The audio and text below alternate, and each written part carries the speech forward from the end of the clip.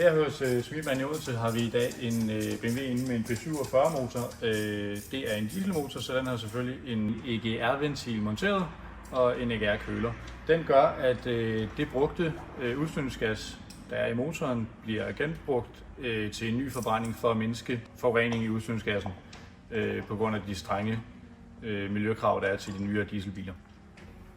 Det gør så også, at under tiden vil dele af indsugningen i topstykket solde til, fordi at den genbrugte udstødningsgas den efterlader en del solpartikler i motoren.